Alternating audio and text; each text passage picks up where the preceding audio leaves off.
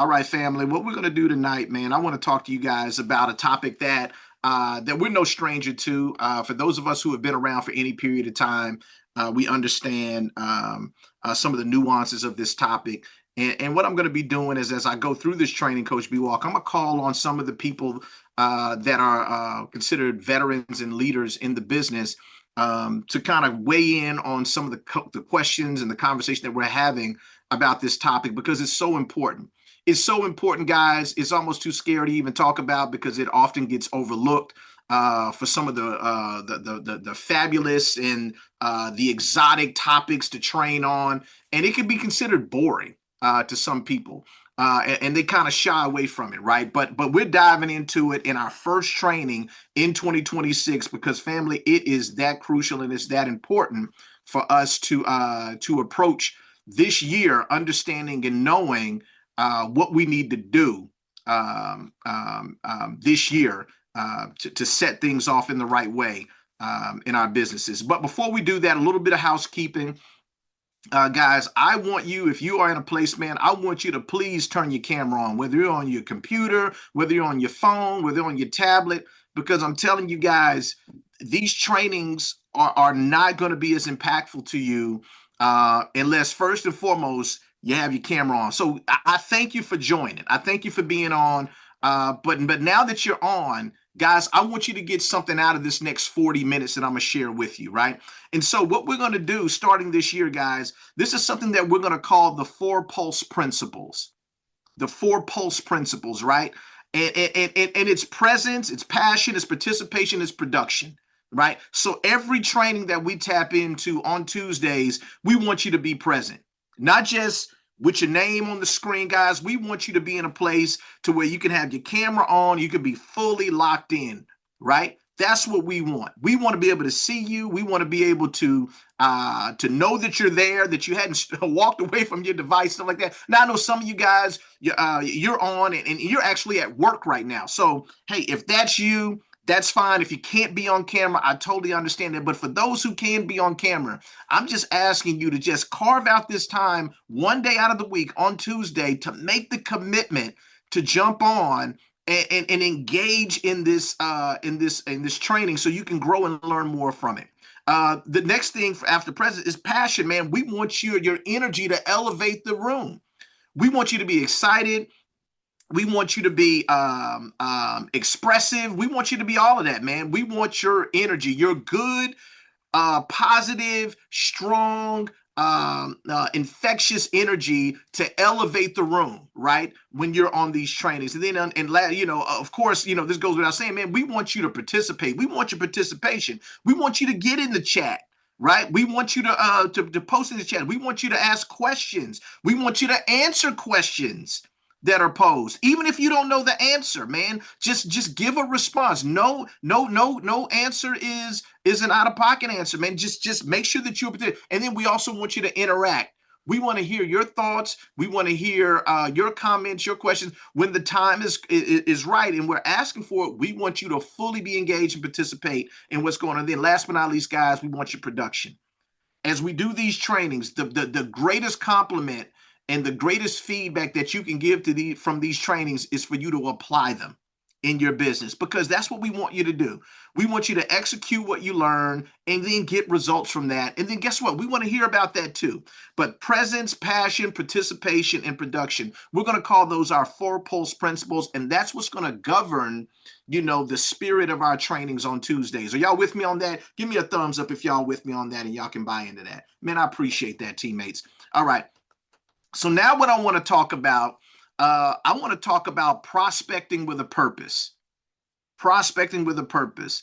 A lot of people talk about, man, what business that we're in. Hey, Ro, when I ask people, hey, man, what business are we in? Some people say, man, we're in the financial services business. We're in the life insurance business.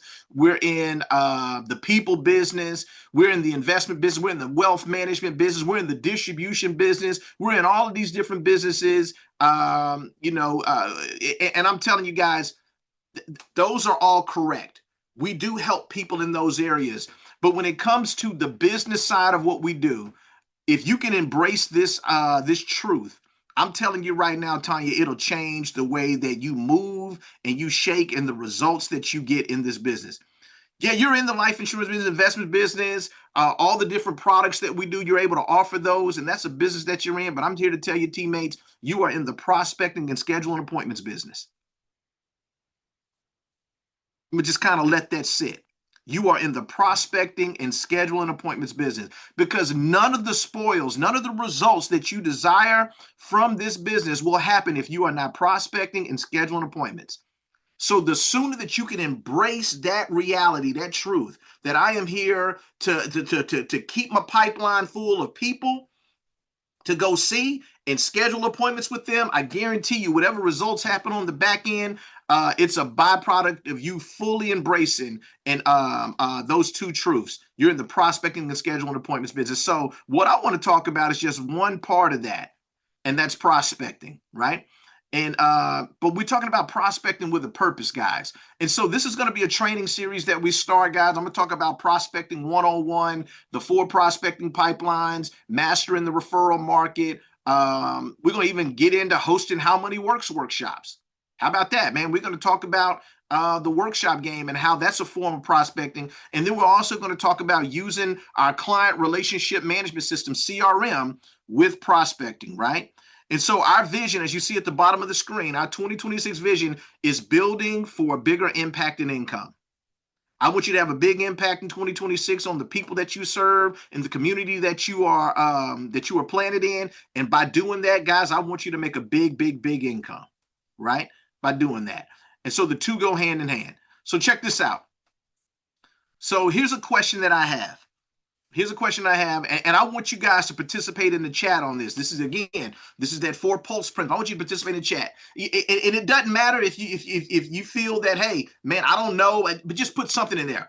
What do you feel, teammates? And this is what I want you to post here. What do you feel is the number one reason why people don't succeed in Primerica? What do you feel is the number one? Now, there's several reasons, but what do you feel is the number one reason why people don't succeed in Primerica? If you don't mind, put it in the chat. Latrice said, Auntie said, fear. Latrice said, they don't show up and put in the work. I love it. Sean said, not enough appointments. Benicia, Coach B. Watt, not staying connected. Man, that's a good one, Ro. Poor time management.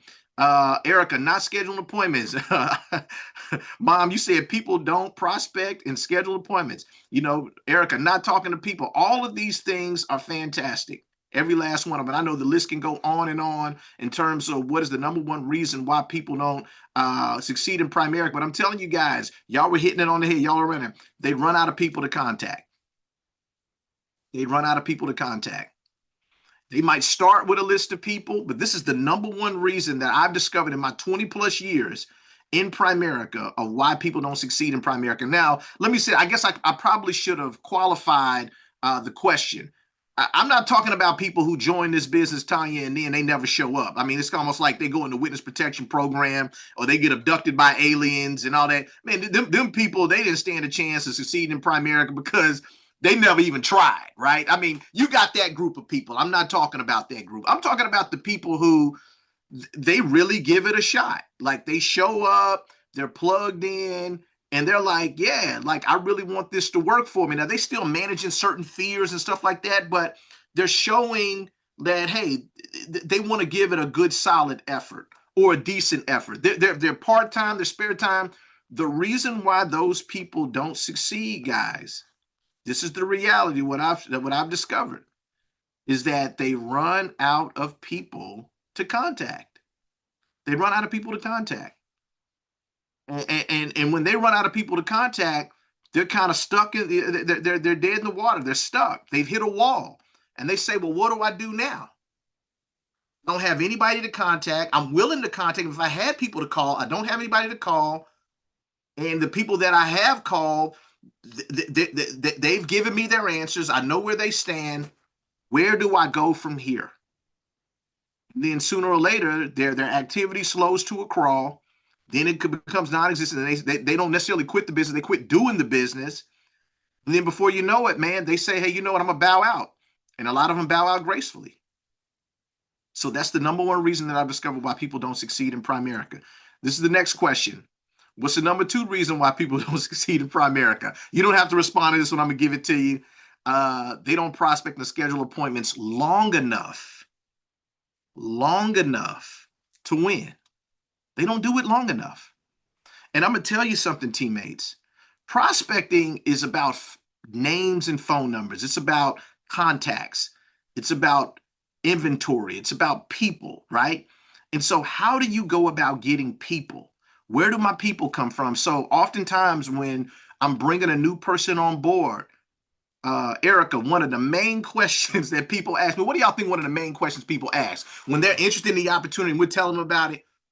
Y'all already know where I'm going with this. You know, Erica, if you don't mind, what do you think that question is that people ask when it comes to contacts? What are people asking? How many they have to do, or do they have to do it? I know when we're meeting with, I feel like once we have an actual person on our team, and it's kind of like well, do I have to call them now? Hold Like, on. Hey, that's a good one. Hey, we getting to that. I'm coming to you. I'm coming back to you on that one. That's a good one right there. But I'm gonna come back to that. But what I want to talk about, and Sean, I'm gonna have you weigh in on this one. When we're trying to recruit a person, they hadn't joined the business yet. They haven't joined the business yet. What's a question that people ask when they're considering the business opportunity when it comes to people? What do they say? What do you think that question is? Nick, one of the questions I've gotten from recruits and potential recruits is, "Do you give me a list of people? Do I gotta call? Do I have to call my mama, my papa, my cousin? Is that what part of this is? Because if it is, I don't know if I really want to do that. I think that's part of the answer. That is definitely part of the answer. Um, and people wonder, where do the contacts come from? Do y'all give me a list? Do you provide leads? That's the question. Do you guys provide leads? Right? Because people understand that, look, I don't mind the process if you're going to supply the inventory. And so in Primerica, we are a company that this is a business opportunity. If it was a job, maybe they will provide the leads. I worked on a job that they didn't provide leads. It was a sales job too, but they didn't provide the leads. But on some sales jobs, they do provide leads. But since Primerica is a business opportunity, we don't provide leads, right? A person comes into this thing and you create your own inventory. You create your own quote unquote leads. And so and because people don't have people to call, JJ, oftentimes that would drive them out of the business. Or if they have people to call and they say, hey, look, I understand that I got to manage my list and I got to grow my list and I got to find new people and stuff like that. Folks don't do it long enough, prospecting and scheduled appointments, to where the evidence and the compounding effect of their effort shows up and they actually win. And I'm not telling you guys what I think or what I heard. I'm telling you what I know because that is my experience in the business. That was my experience in the business. That there wasn't nothing really special, but the only thing special about me is that I didn't have no quit in me. I was gonna figure this thing out, and I prospected and scheduled appointments long enough to find the right clients, the right people that took me through the system. Does that make sense? All right. And so, but a lot of people, they don't do it long enough to really win. All right. And so let's talk about um, another part of it. You heard me mention that people and contact information, that is everything in this business. Every contact that you have, it is considered like a seed for a future harvest. And I know when you look at your phone and you scroll through, if you look at your contacts and your phone, you scroll through your contacts, you just see names, right? They don't, obviously there are people in this phone that mean more to you than others and stuff like that. But you don't really look at it as, man, these people could be my gateway to so much more. But people and contacts and phone numbers, all of that, It is everything in this business. That is your inventory. It's like a seed for your future harvest. Family, it's like the raw material. And y'all have seen me use this illustration. It is the raw material that you use to build your Primerica business. I want you to equate it to like you were building a house, Coach B Walk. If you're going to build a custom home from the ground up, if you only had a few pieces of lumber and you wanted to build a brick house and you only had a wheelbarrow full of bricks, we can all agree, man, you're not going to build much. Now, I know that there's more materials that go into to building a house, but lumber and bricks, that's pretty important. Would y'all agree with that? Right? That's super important. If you didn't have enough of that raw material, then guys, you're not building much.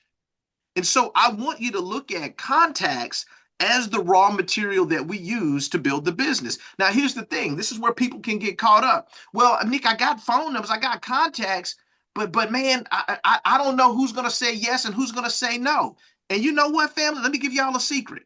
Y'all want to know the God's honest truth? This is gonna free them up, Erica. They may not know this about who's gonna say yes and who's gonna say no. Do y'all want to know the answer to that?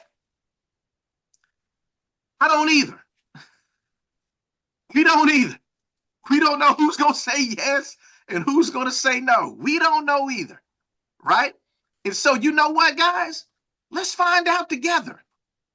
Let's find out together who's going to say yes, who's going to say no. My advice is don't worry about that because you can have this list right here. Let's say your first 8 appointments, you go out, man, you got 5 people that said yes, and then you got 3 people that said no. But check this out, Erica. If a person quits after the first 2 people who said no, they'll never get to the next 3 that said yes. And I'm telling you right there, that's what that goes back to that number 2 reason. That number 2 reason why people don't succeed in Primerica. What did I say? They don't prospect and schedule appointments long enough to win. To win. And then you get your next set. Man, hey, you getting green check marks, red X's. You know, we getting green check marks ready. But here's the thing. When you look at that list of people, all of your contacts, I promise you guys, you have no clue who's going to say yes, and you have no clue who's going to say no. You don't know who's going to become a client, whether it's life insurance, investments, auto and home, legal protection program. You don't know who's going to want to get an emergency fund in place, who's going to get a life insurance. You have no clue. You don't know who's going to be interested in maybe even doing this as a part-time thing and joining you in business. You have no clue until we sit down and talk to them. So don't get caught up in who might say yes, who might say no. Just look at it as a seed, because even the people who say no, there's value in that. There's growth in that. For the people who tell you no, those are opportunities for you to still grow in this business. All right. And so now this is a big one. Let's talk about this word right here, credibility. Credibility. Because when it comes to prospecting and just Primerica in general, family, this is a credibility business. This is a credibility business. And what I've discovered in my 20 plus years in this business is that when it comes to people, you either already have credibility, or you're going to need to borrow somebody's credibility, or you're going to have to create the credibility from scratch, from the ground up. I'm going to repeat that. Either you already have credibility, either you're going to borrow somebody's credibility, or you're going to have to create the credibility with a person from ground up. But I'm telling you right now, you will get nowhere in this business without this word right here. Not credit, but credibility. Credibility, right? And so let's talk about the power of credibility. Number 1, it lowers skepticism. Can I get an amen on that? If you have credibility with someone, when you call them or you reach out to them for the purpose of, hey, I want to meet with you to share what it is I'm a part of, it lowers their skepticism. Credibility helps them immediately answer. Well, it helps immediately answer the unspoken question: why should I trust this person? Why should I trust this person? The skepticism can go out of the window if the credibility is there. Number two, it makes the appointment valuable and not salesy. Credibility is there. Credibility shifts the perception from a sales call to a professional conversation, a valuable conversation. And that's important, guys. Because the last thing that you want is for somebody to view you as you just trying to sell me something. Yeah, we gonna give you some things that you need and that you want, but I don't need you to look at it as I'm trying to sell you something. See, the credibility, the currency of credibility will turn that into a valuable conversation and not a sales call. Next up, it increases your show rate. It increases your show rate. If you got credibility with somebody, or you've borrowed the right person's credibility, strong credibility upfront leads to higher confirmation rates, fewer no-shows on appointments, and better engagement during the actual meeting. Better engagement during the actual meeting. Has anybody done a financial workshop where somebody has brought you in, or you've been a guest speaker on a platform, and they said, hey, we have a guest speaker that's going to talk to us about how money works, or they're going to do a financial wellness workshop. I'm going somewhere with this, right? And they let you come in and you speak to that group, right? Let me ask you something. What was your connection with the people afterwards? Because would it be safe to say that when you came on, the person who introduced you and allowed you to speak, they gave you instant credibility? Am I right in saying that?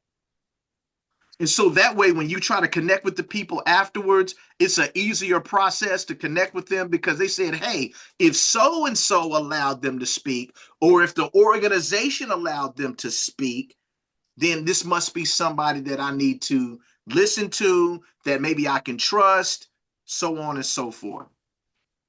And so credibility is currency in this business. All right. And either you have it, you got to borrow it, or you got to create it when it comes to this business. Always remember that. And then last but not least, it's the perfect complement to ability. Credibility and ability are undefeated. Undefeated. When you have credibility, somebody trusts you, or somebody trusts the person who sent you. And so they're willing to listen to you because that credibility is strong. And you have the ability to present, the skill set to be able to explain. Your ability helps complement clients understand numbers, product strategies. Your credibility helps them feel confident enough to act on that information. Ability is the engine. Credibility, family, is the fuel. So when you have credibility, it's the peanut butter to the jelly of ability. I'm telling you right now, that's what it is. And so that's what credibility is. So let me ask this, guys. I want to hear from you. And I'm gonna ask um who I'm gonna pick a teammate. And I'll pick some of you guys. Auntie, what are some signs in your opinion? What are some signs that a person has credibility? What do you think some signs are that hey, if these things are occurring, okay, that person might have credibility. What are some easy signs or some simple signs where you can identify that this person has credibility? Easy sign is when I'm doing the new recruit orientation and we get to the portion where I'm asking them to provide, names to create the name list. And if they are able to do that, we can get about 25 names, or even if they get 20. And then I say, we're going to send the text out, and they do it. And then I said, did you get any responses? And they say, yes. Everybody said yes.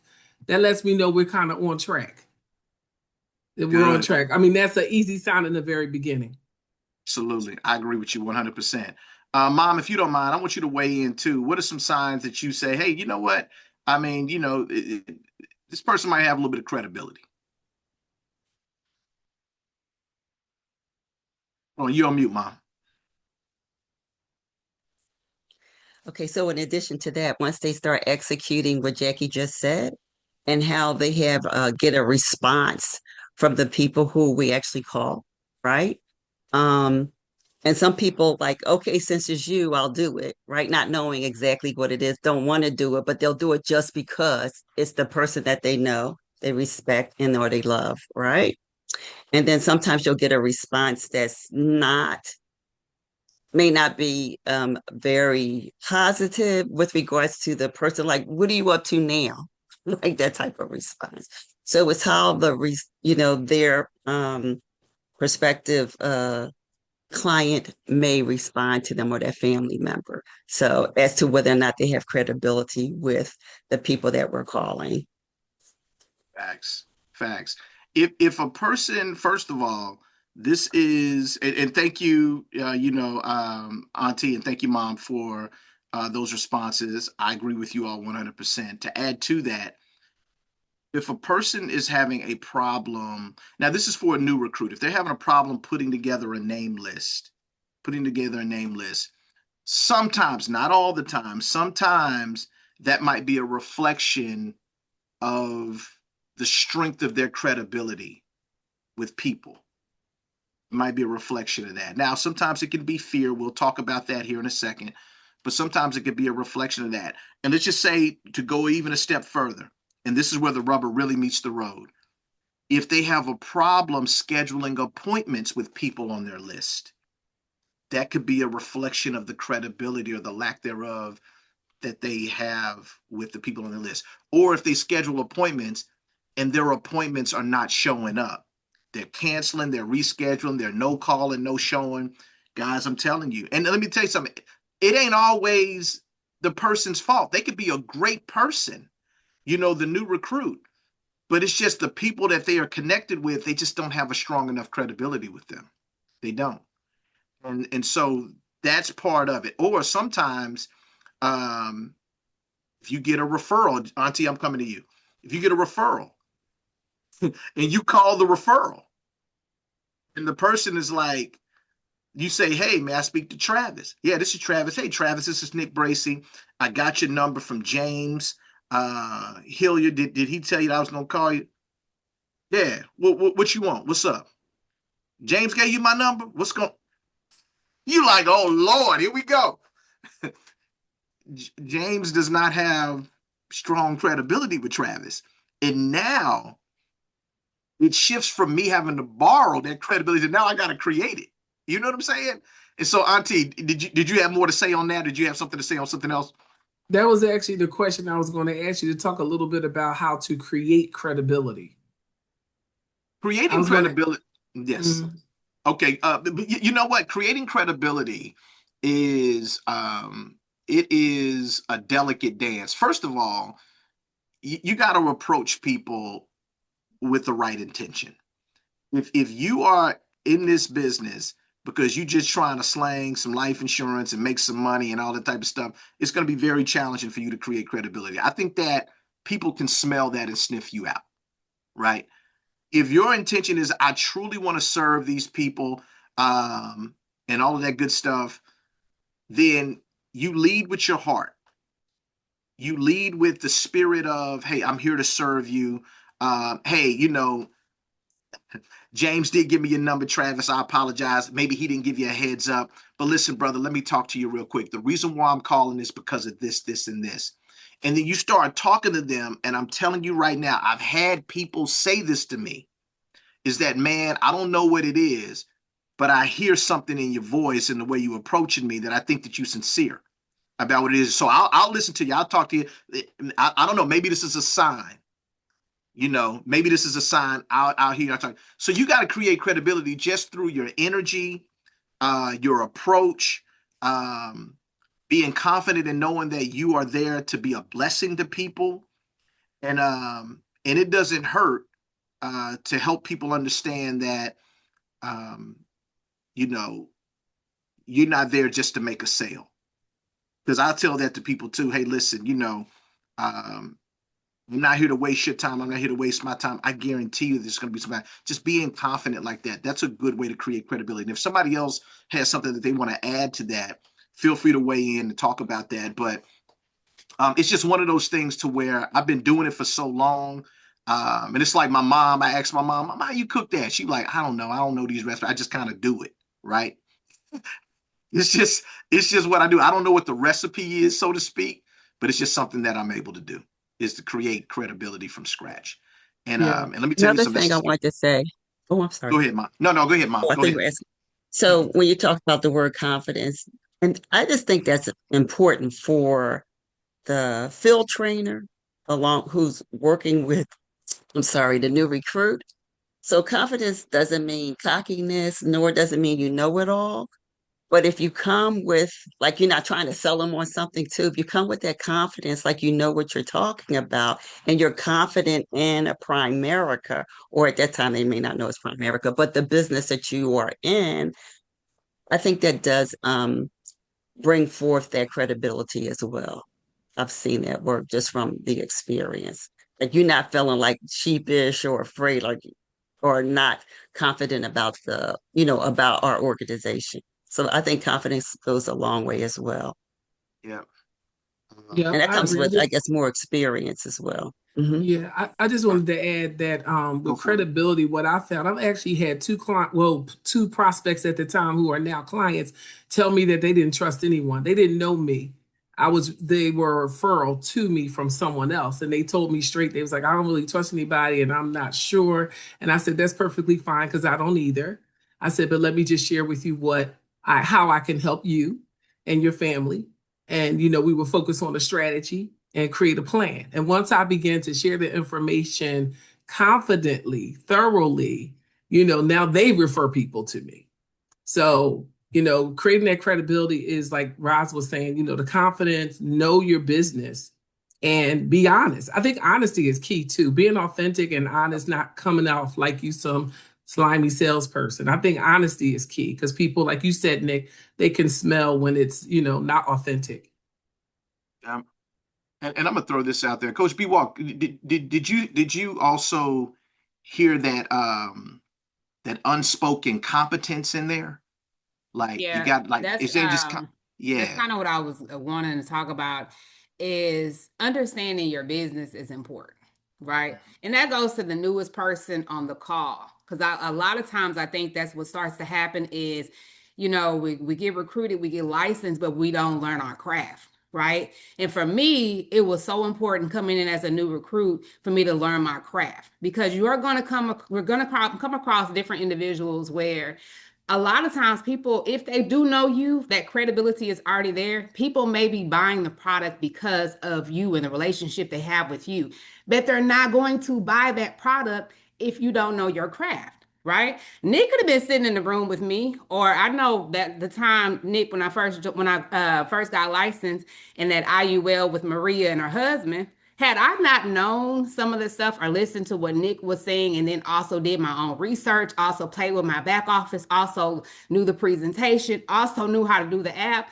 I wouldn't have been able to sell that product to them, right? So, understanding your craft is so important. Spending time throughout the day, even if it's 20 minutes, looking at your back office, playing with it, getting in there, and understanding what it is that we offer. You are adding value to that person's life. How are you adding value? Do you understand? Because people also buy into passion, right? The other day, somebody said, Benicia, you're aggressive. I said, nope, that's the wrong word. I'm very passionate. I'm very passionate about what I do. I'm very passionate when I talk to people, and people understand I'm not playing around like I want to say Sister Jackie. Like Miss Jackie just said, you're not trying to sell them. You're being honest. And so, with that being said, I know my craft. I'm passionate about it because I understand what I'm talking about. You never know what somebody's going to ask you. And that's why, if you don't know certain things, which you're still learning, that's okay. That's why I put those individuals in front of your field trainers, your regional vice presidents. Don't try to take on a conversation you're not comfortable with.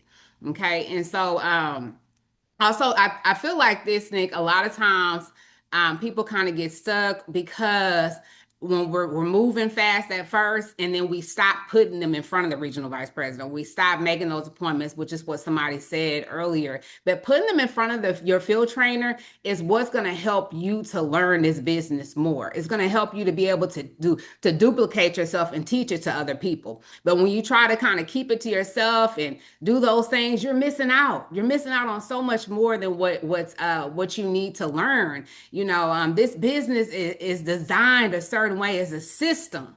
And I'm saying this because when I came in, I said, Nick, I need to know everything that you know, every single thing that you know. I don't want to be teaching in a year. And he told me, I'll teach you. But also, I had to be able to be open. I had to want to learn. I had to be able to do my work on my end to learn my craft in order to develop into a regional vice president. You understand? And so those are just some of the things I wanted to say is y'all confidence. Competence equals confidence.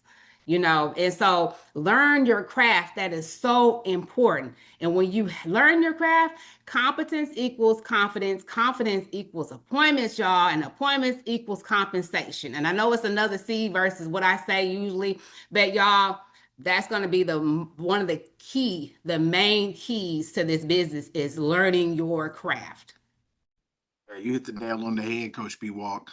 I love it. And let me tell you something, guys.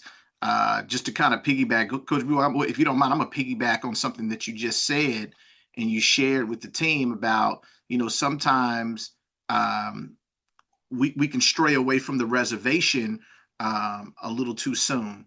And let me say this, I was a person who did it to where, I went out on my own and I was independent because I felt that was the best way for me to learn the business. But oftentimes, let me say this, guys, and this is really only with people that and people who know you. Follow me on this. When you're on your own talking to friends, family member, associates about this thing, what you're doing and how you're helping people and impacting people in financial services through Primerica, sometimes, and this is not all the time, sometimes they may be hesitant to do business with you or to move forward with you because they don't know you as that person yet. They know you as, Erica in mental health or, Shadrika the teacher. You get what I'm saying? They know you as, Tanya the nurse, but they don't know you as the financial expert yet. So all of a sudden you show up and you saying, hey, I want to show you what I'm doing in my business. And then you start doing this presentation row and you talking to people about life insurance, investments, and how I want to get all in your personal business. And this is just some people, they might be like, whoa, when did you become the financial guru? Because I've been knowing you for a minute. Now all of a sudden, what's this new you? You haven't rebranded yourself yet. And so sometimes when you're still in that stage, it's good to have the right regional vice president, the field trainer with you to where, look, you got the credibility. You got that down, right? You got that. But bring somebody else with the ability to share. Are y'all with me on this? To share the information so that way that person can be the one who's the expert in that situation. You can still weigh in and chime in and say this and that and the third and make it all make sense. But you have somebody there that's also can say, hey, listen, let me explain this a little bit further. Let me share this. And it takes nothing away from you. You would be surprised at the results you might get just by having another person there with the ability to add to your credibility. I just want to throw that out there. All right. And so thank you guys for sharing that. I think that you all identified a lot of the signs that a person has credibility and some of the signs when a person doesn't have credibility. But credibility is so important. If you don't take anything from this training, when it comes to prospecting, just know that you need to have credibility because this is a credibility business. Now, let's talk about 4 ways to prospect, guys, and then I'm going to be done. And we'll pick back up next week. I don't think I'm going to be able to make it through everything. These are the 4 prospecting pipelines, Latrice, bro, this is it right here. This is the 4 prospecting pipelines. You got your warm market. This is where you should have credibility. As you can see right underneath, it'll tell you what kind of credibility you need to have in order to work these 4 prospecting pipelines. You got your warm market. You have the credibility there. You should. You have a new recruit's warm market. This is a person that you brought into the business. What you do there is that you borrow the new recruit's credibility. And then you have a referral market. These are happy clients or people that are just advocates for you and your business. They refer folks to you. You have to borrow credibility there from the referrer. And then you have what they call the cold market or networking. These are people who do not know you from Adam's house cat. You've never seen these people before. There's no common relationship or anything like that. You're meeting these people. And with that group of folks, oftentimes, guys, you have to create the credibility. Now, if you're fortunate enough to do a workshop or something like that, you can borrow / create the credibility because you're borrowing the credibility of the organization or the person who's putting you in front of the group. At the same time, you're going to have to do a little bit of creating the credibility as well. Mom, I see you got your hand up. Talk to us. Let us know what your thoughts Yes, are. I don't see your slide with the You didn't. four. Yeah. It was on there for a second, then it would. I don't see it. Maybe someone else, everybody else can see it, but I don't see that slide. Hold on. Let me show it again. Give me a thumbs up if everybody can see it. Yeah, perfect. Mom, are you still able to see it? Are you able to see it? Yes, I can see it now. It was up there Okay. for a minute, then it flashed off. Hmm. Oh, wow. Okay. Yep. These are the 4 prospecting pipelines: your warm market, new recruits warm market, referral market, and then the cold market / networking market. These are the 4 ways to get contacts in your business. Now, what I want to talk about, I'm going to talk about your warm market first. So, your warm market are considered people you know and people who know you. Now, I ain't talking about your best friends, people that you talk to every day, right? Because your warm market, believe it or not, teammates, it expands well beyond that small, intimate group, right? I know some people come into this business, Eric, and they think their warm market is only these 3, 4 people that they know and they talk to and text all the time. And they like, Nick, I don't have a lot of people. I'm like, yeah, you do, because your warm market are people that you know and people who know you. And you look at this list: siblings, parents, adult children, cousins. I'm not going to read all this. Guys, this is encompasses everybody: sorority sisters, fraternity brothers, kids, friends, parents, your classmates, organization members, church members, pastors, first ladies, ministry leaders, your cool co-worker, not the hating co-worker. Forget that joker. The cool co-worker. And your cool ex co-worker. If you used to work somewhere and you still, hey, I mean, man, Johnny and Ronnie, Bobby, Ricky, and Mike over there at ABC company, man. We had, man, we were tight, man. Ronnie, Bobby, Ricky, and then I can't forget Ralph. Man, we was all cool, man. Like that group, the cool group. What about your friends? Or you got adjacent friends, which is friends of friends, right? Every time that Denise come around, she brings Chantel. Like Chantel, cool, but I'm cool with Denise. Denise is my girl, but Chantel, I'm cool with her, but I know her through Denise. See, that person is in your warm market. Why? Because they know you. And so if you look at this list and you compare it to what you may have thought was your warm market, I guarantee you expands it. Now, teammates, let me talk about this. And this is another discussion question. I want to hear from you guys on this. How can fear impact creating a warm market list? Erica, you was going there with that earlier. I want to come back to you on that. Sis, kick us off on that, man. How do you think fear can impact a person creating a warm market list? Talk to us about it. I think you said some of it earlier as well. It's kind of those people know you as you. They know you, especially, your best friends, they know you from back in the day. They know you when y'all was all doing probably some wrong stuff together. And that's just what they see you as. So then the fear with going to talk to those people is they don't yet see you as the financial person that's about to sit in front of them where you're saying, hey, I've taken over this new leaf and this is now my new business venture and this is what I'm about to do. And so you're sitting there like, I don't know about it. And I'm speaking from experience because when I tell you I didn't even meet with my family when I first started. I think I started with friends and stuff just because in my mind I was like, my family ain't gonna take this the way I need this to be taken. But until I got over that fear, and the crazy part is my family is who got me my district leader promotion. But yeah, that fear is that those people don't yet see you that way, or that you're gonna have to talk to these people who know you something differently, or you even know them. Like, in your mind, how they're going to take this. My mom is the biggest, Nick knows, and it's probably the funniest thing ever. Like, my mom is the biggest skeptic of a lot of things. So she is just, and she's going to give you straight, flat faced. I mean, she could be fully engaged, like liking everything she hears, but she's going to straight give you, like, yeah, yep, I understand. And you just don't know how to take that. And so when you're going into a new venture, that's scary. It's like, wait a minute, I don't even know how she taking this right now. And she might she might flip the script on me real fast. So yeah, it is some fear in meeting with people in your warm market. Oh my gosh. Um, Absolutely, Erica. Everything you said, right on. I just want to talk about Erica's mom, Miss Bledsoe.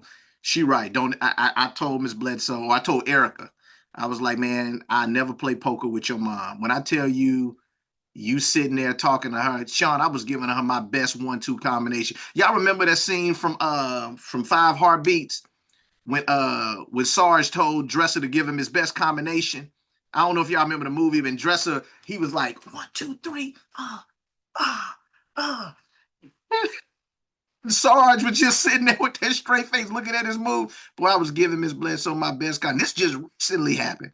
And she just sat there the whole time, just like, I was like, Miss Bledsoe, can you hear me okay? Am I coming through the Zoom?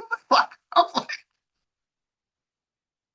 she's gonna do business with us. She's gonna do business. But at the time, I had to call Eric after. I was like, man, your mom is like, oh, she was like, Nick, that's just how she is. Like, and you're right. Sometimes we are afraid to talk to those people that are on our warm markets because we don't know how they're gonna react. Because somebody else weigh in. Like, give me something else, man, about that fear that can come in to play when a person is creating a warm market name list. Latrice, talk to us. Because Latrice, you just had to do this a few months ago, just creating that list. Talk to us. And I ain't want to do it. Because it's stupid and I don't like it. So, and I am very confident, very competent, and credible in my own mind in the space of strangers. Because you don't, again, we kind of talked about this, you don't know me as blah, blah, blah. You know me as the expert in the front of the room, right? And that's it. It's the end of story. And to your point, you do have to jump through the hurdles and kind of recreate an image. But I'm also going to tap into one of the other things that may or may not have been spoken of is, well, no, you mentioned it a little bit, but we didn't dig into it. What are you doing now? Right? If you've tried something else and you've tried something else and you've had people support you once or twice or three times, and now you're like, I ain't calling them again. And it's not because they don't support you, they will support you, but you need to honestly make sure that you won't stick this out before you pull somebody else along once again. And it's not um, a, a dig or a negative on the organization or the company. It is just that little bit of fear. And one of the things that we talked about on that Saturday call, I can't recall the speaker, but I saved the slide, so I pulled it up. It was basically fear disguised as logic. And, I'm not trying to bother people. What will other think? And what if it doesn't work? Right. So those are some of the ones that re-sparked why I was so hesitant in my warm market. Um, so yeah, I'm still in the same boat. Like, I'm not gonna lie, I still would much rather be in a space of the credible stranger in the room with maybe the person who supported me putting me in front of that room, right? So it's yeah, like I get it. I get it. And frankly, I'm still sitting there. That's why my I'm a little quiet right now, right? But I do have a plan to try to rewarm my market in a different type of path that's again comfortable for me because I also don't feel as competent in front of people because you also got those folks who just want to ask you questions to just catch you and scare you. And they may not do that, but that's what you go in with. So you're already coming in hesitant, already coming in scared because you think they're coming for you. So you already got your guard up and you're not even in a position to present your best self. So those are my 17 cents. Love it. I love it. Thank you for being honest. Thank you for being transparent from the gate, saying I didn't want to do it. And still don't. Trust you are not alone. And then what Michael Jackson said, you know what? I want to call on somebody because I love this sister and I love hearing from her. And we haven't had a chance to hear from her all evening. But JJ, talk to us if you don't mind. If you don't mind, come off mute and talk to the team about, man, what do you think that role that fear can play sometimes in a person creating that name list? Coach say, hey man, I need you to create a name list of people that you know that it's going to be the raw material, the inventory that we use to do your training, and somebody get that assignment. And then they get hit with that wave of emotion of like, oh Lord, like talk to us about that and what role that can play in somebody creating a warm market list. For me, the previous slides where you had the groups of people, and you said if the first two were no's, and you never push past that to the next three that may say yes, that has been one of those things with me. Like I'll do the list, I'll send the text, I'll do all of that. For me, the fear comes with the follow-up rejection. And I'll call and you get those rejections and then it kind of depletes uh your enthusiasm and your excitement about it. And then you try to press through and then you get and I'm just speaking personally, and then I get well, we'll do it a little later. We'll do it a little later, or let's reschedule. Let's reschedule.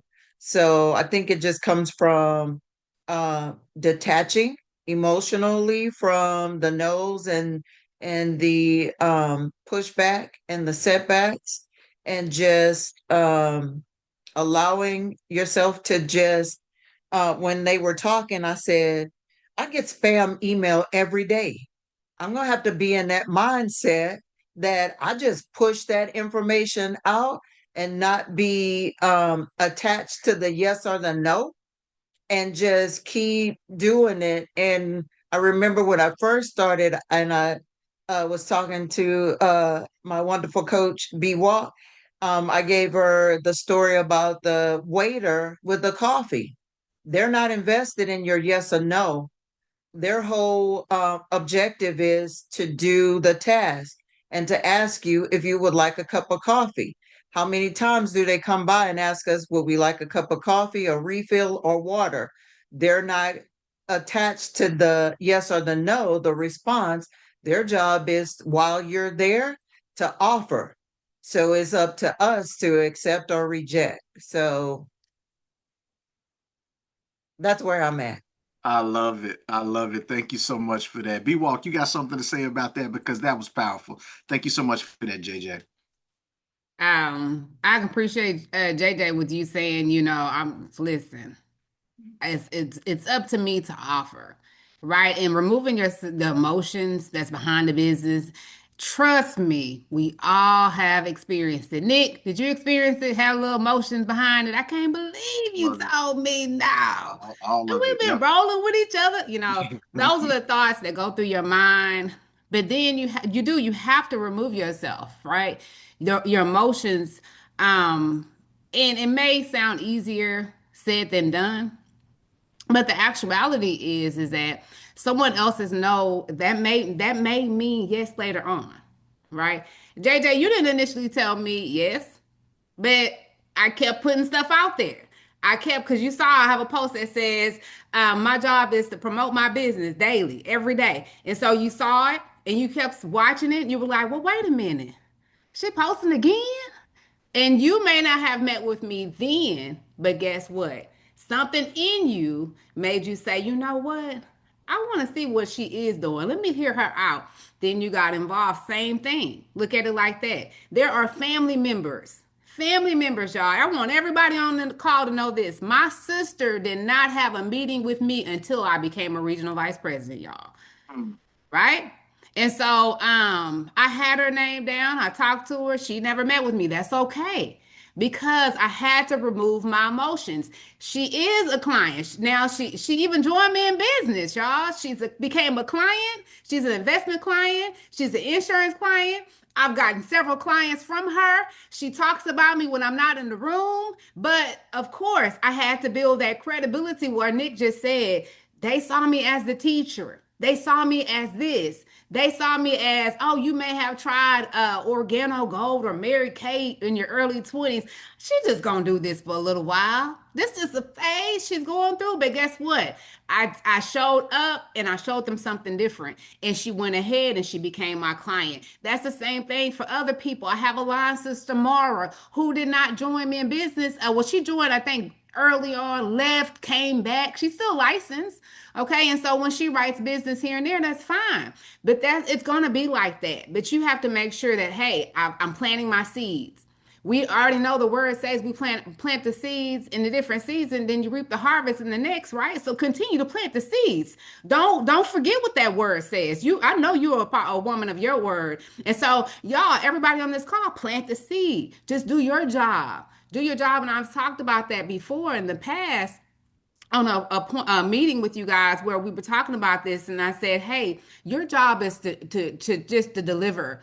Your job is to just plant the seed and tell them, hey, this is what I do. And if something does happen to a family member or someone close to you, and you've never told them what it is that you do, and they pass away and they don't have life insurance, y'all, we didn't do our job. Plant the seed, put it out there, and people are going to refer you when you do build that credibility. And so I'm just saying, JJ, thank you for being transparent because that is the truth.